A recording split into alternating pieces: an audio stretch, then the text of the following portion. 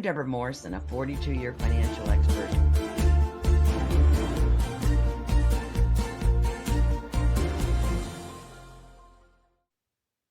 Welcome to the We Can Do It Women movement, where women 50 and wiser step into the spotlight and make the rest of their lives the best of their lives. I'm your host, Debra Morrison, a wealth-building expert who's championed financial empowerment for extraordinary women just like you.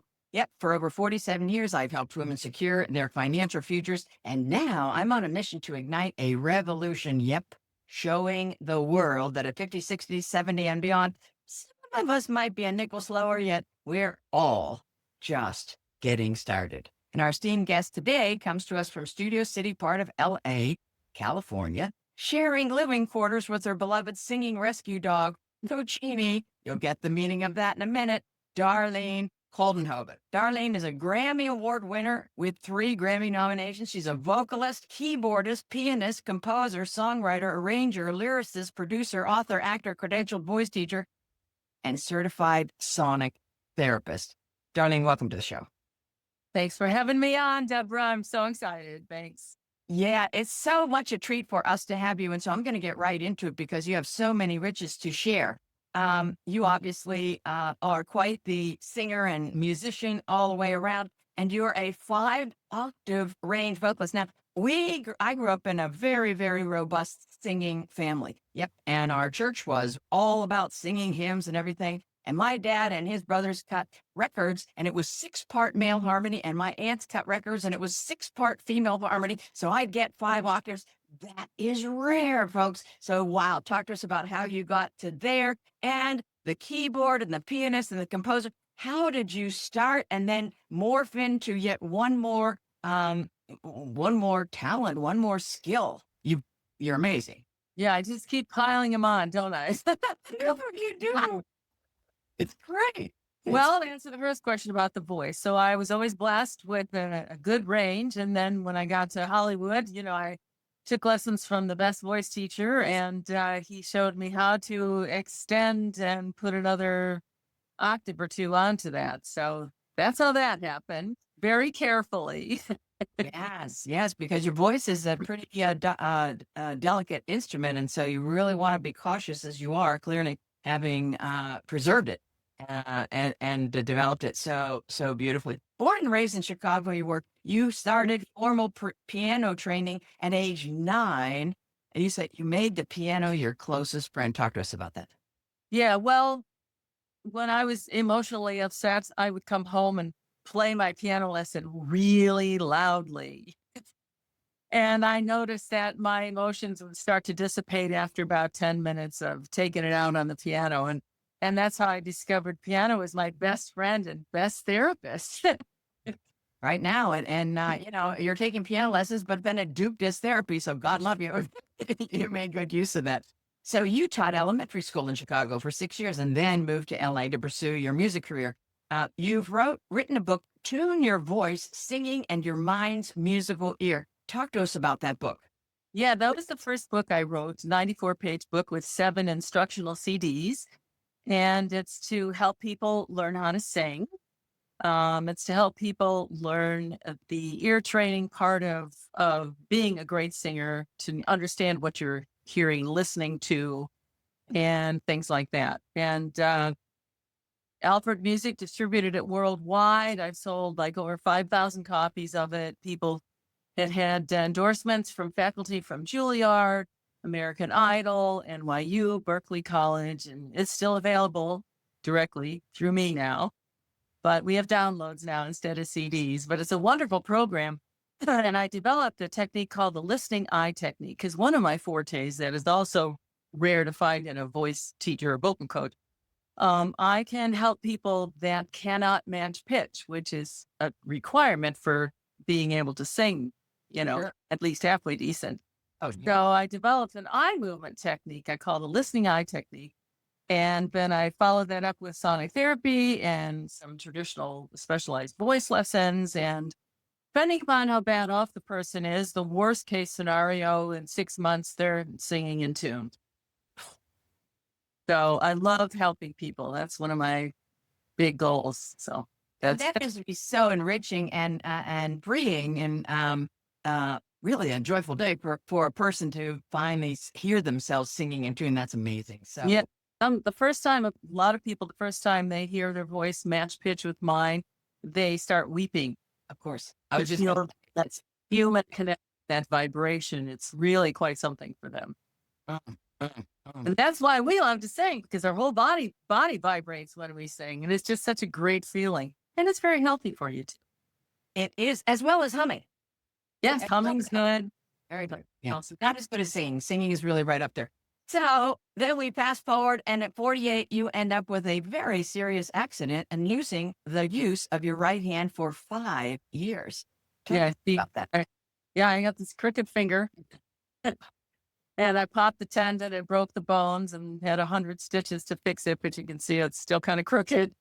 But it took 5 years to get full use of my hand. It took 2 or 3 years to be able to play the piano kind of okay again, and I still come up short a little bit here and there. And so I don't charge the big bucks for playing anymore. Like, Listen, I think if someone said, Darlene, on that third measure on that second page, you came up a nick or short, I would say, like, you don't want to maybe just take an exit. right. But no, I was walking the dog. I had a Dalmatian at the time, and a puppy, and a German Shepherd came aggressively at her and started a dog fight.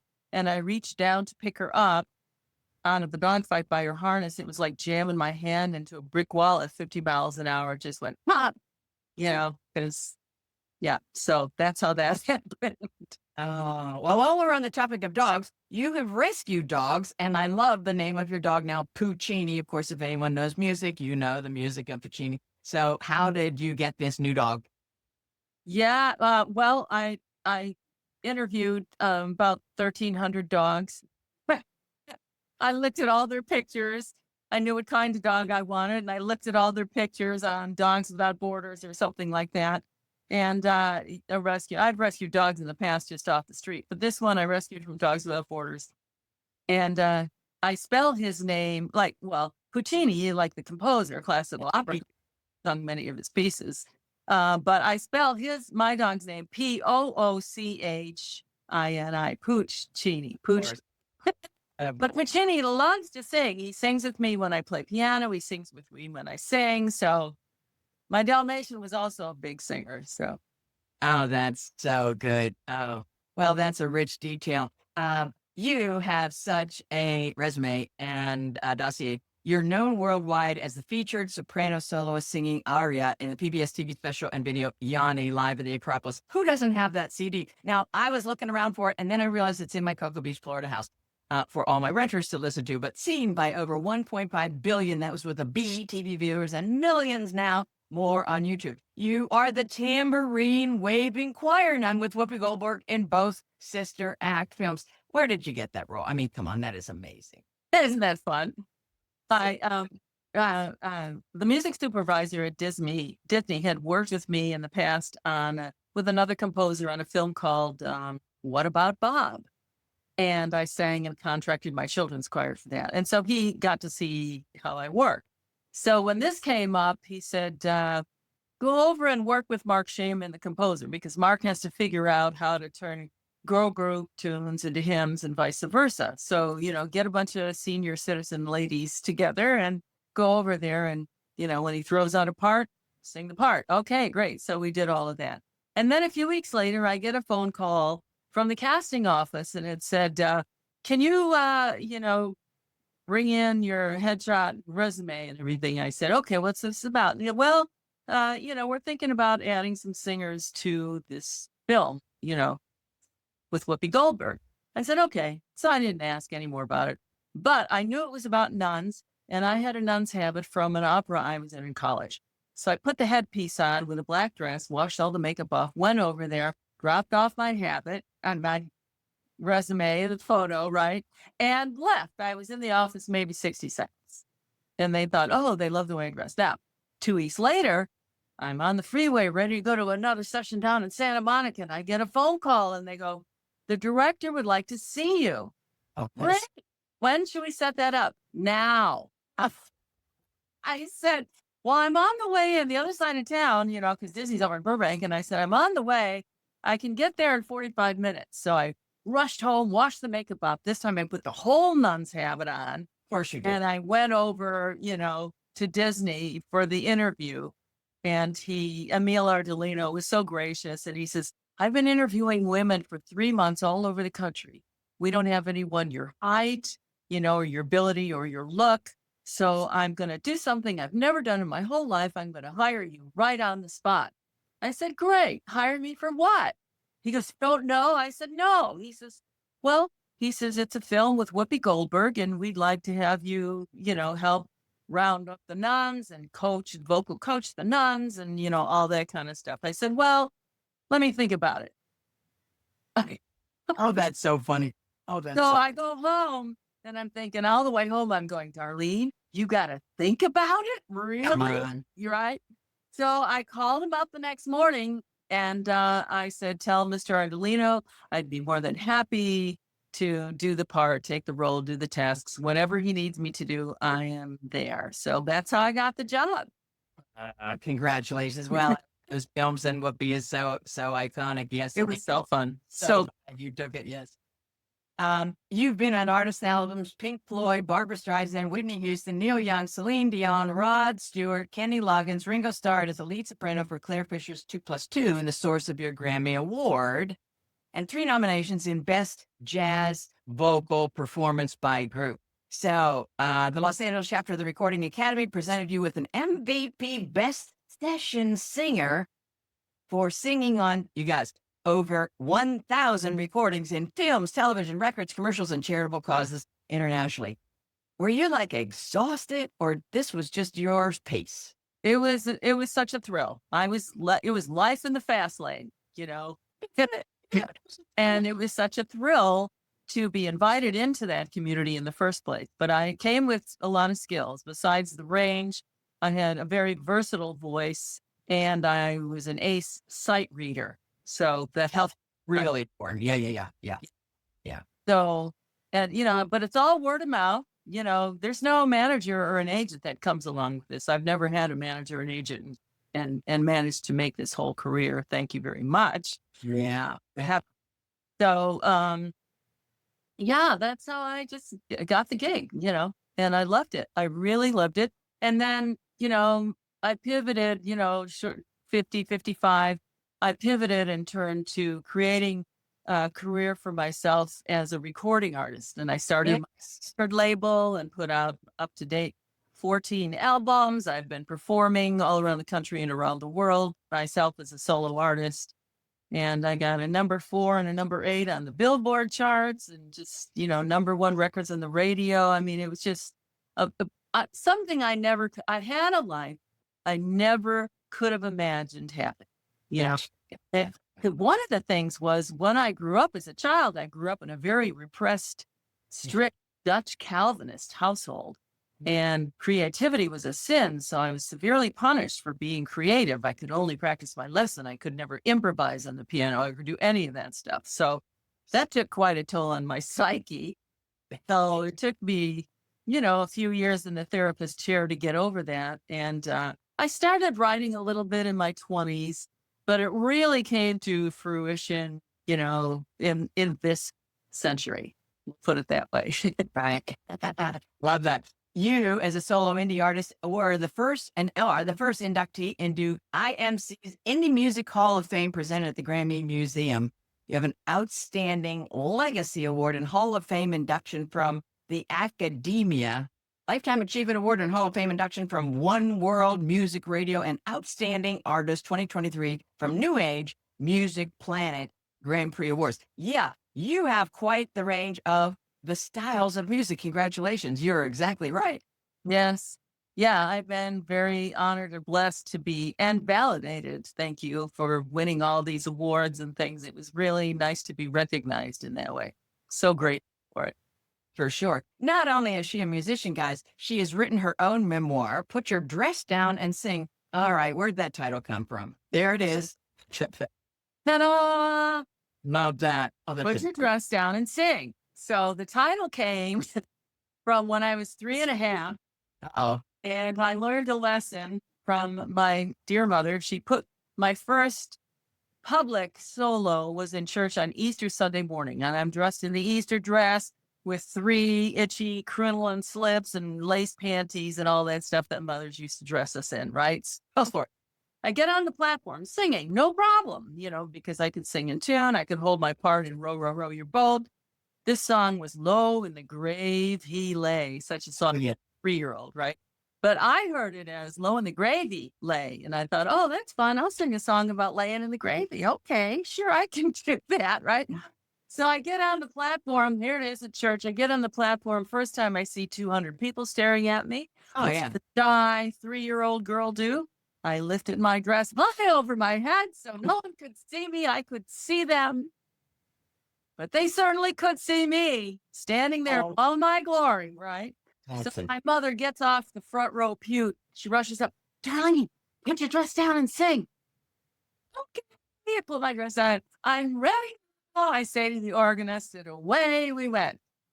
And, it was like, he's singing like this and so much fun. So I by taking the action of putting my dress down, I overcame my shyness in singing in public. And my first lesson was to keep my dress down when I sing in public. I still do that. This day, I just keep my dress down. And that's not a bad idea. That's not a bad idea.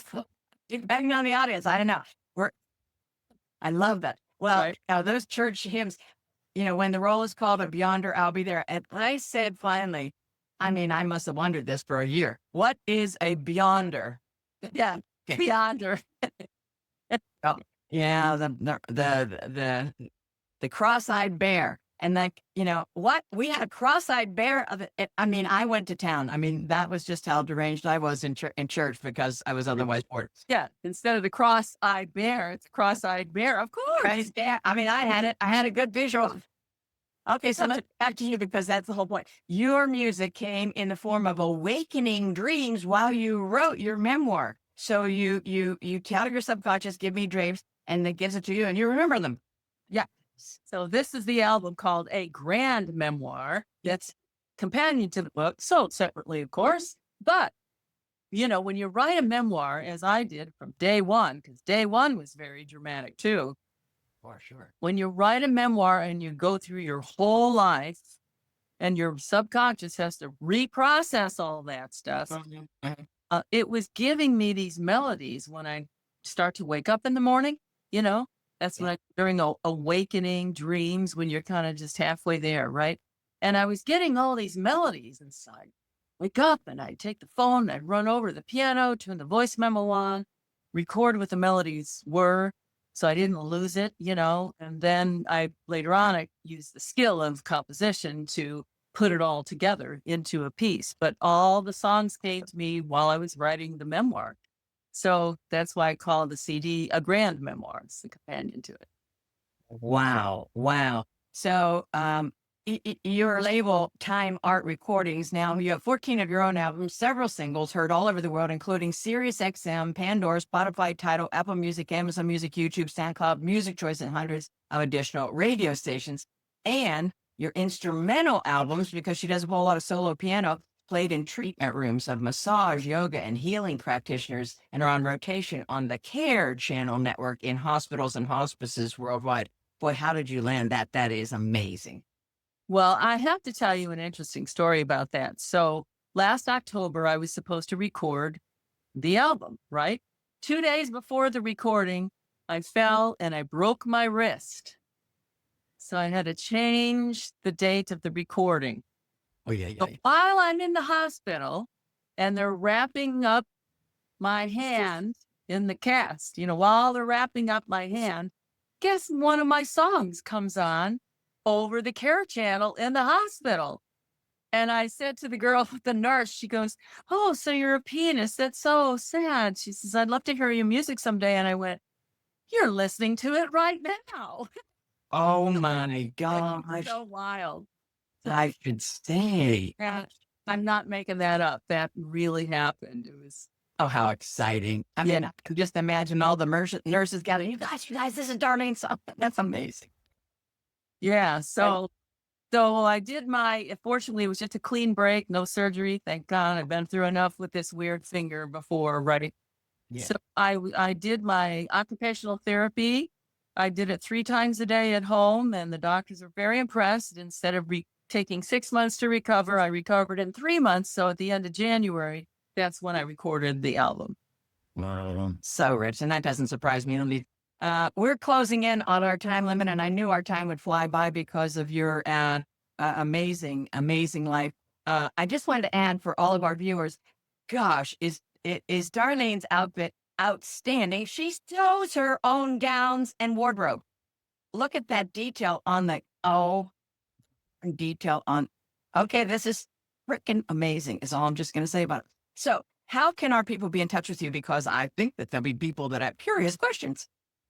Oh, yeah. I love to hear from people too. So no problem. The best way is to go through my website, darlenekoldenhoven.com, and they can email me through there because I answer all the questions and hear everything, from people. And I'd love to do that. So, and at the website, they'll find links for the best places and the best deals to buy the album and the book and all that kind of stuff. And to learn a lot more about me or the sonic therapy, wait till you get to that website. Do you know part of the book part of the website has over 300 career pictures from my career, like with Pink Floyd and Robin Williams and all these different people. So they might get a kick out of going through that too. I think so. A little photo album with all the guitarists for sure. Yes, musicians, world famous as you are. So thank you so much, Darlene, for joining us on the We Can Do It Women show. I have a big feeling that we'll have you back. Remember, our viewing audience, I see you and I value you. And your greatest chapter is just beginning. And today's episode sparked something in you, you're always wondering, do you think I could sing? Maybe I could sing. Well, you get in touch with Darlene and you figure that out. And I also invite you to join our We Can Do It Women Facebook group for the camaraderie of like-minded women stepping into our next calling. Be all you can be.